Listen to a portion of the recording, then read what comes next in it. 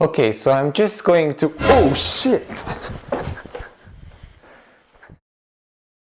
Alright, so there are two ways to do this. One is with section or cropping, and another way is with alpha masks. So let me just show you why I didn't do this with section.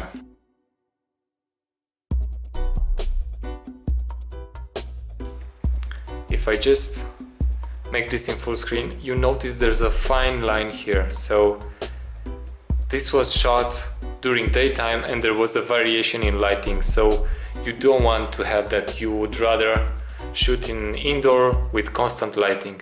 Also, there's this difference here between this frame and this other frame. You can see the couch is not properly aligned. That's because when I ran away I moved the carpet, so the tripod moved. Anyway, this is how it looks.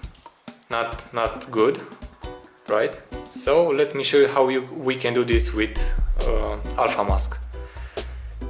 Okay, this is my baseline here, the first track. This is me talking, and then this is the second piece of footage with me in the left side of the frame, but it's being overlapped in full over the first track. So we're going to use an alpha mask to define our overlay here. So alpha mask is nothing more than an image like this, white to black with a gradient in the middle.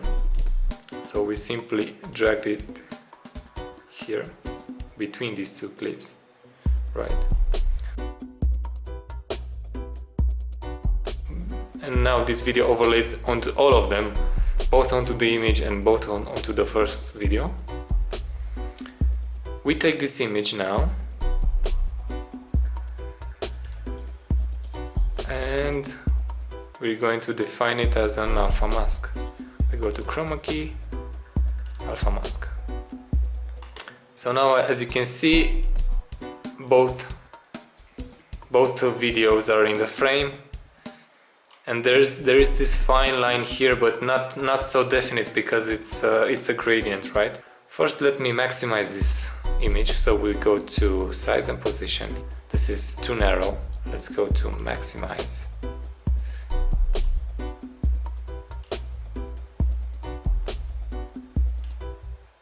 So now if I just scroll through, I'm talking here, I show up, I get scared and I run away.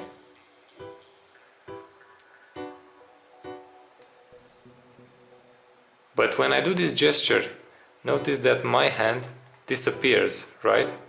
So this means I have to animate the alpha mask with keyframes. I have to define the position of the alpha mask with keyframes. So let me zoom in on the track.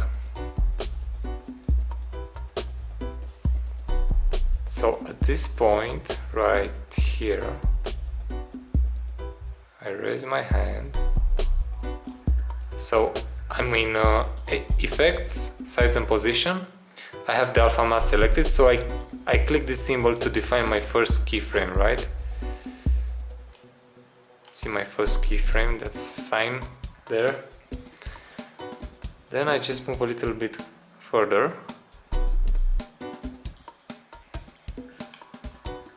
And I want to move my alpha mask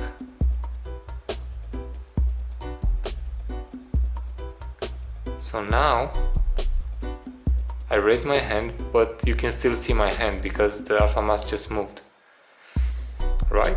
Okay, so we have two keyframes there. You can see them are very close to each other, and that should be it. Now if you wonder what I have here, these are just single frames when I wasn't in the shot, so I just multiply that frame in order to have this background that you see here. So this is the effect. Hope this helps and see you later. Bye bye.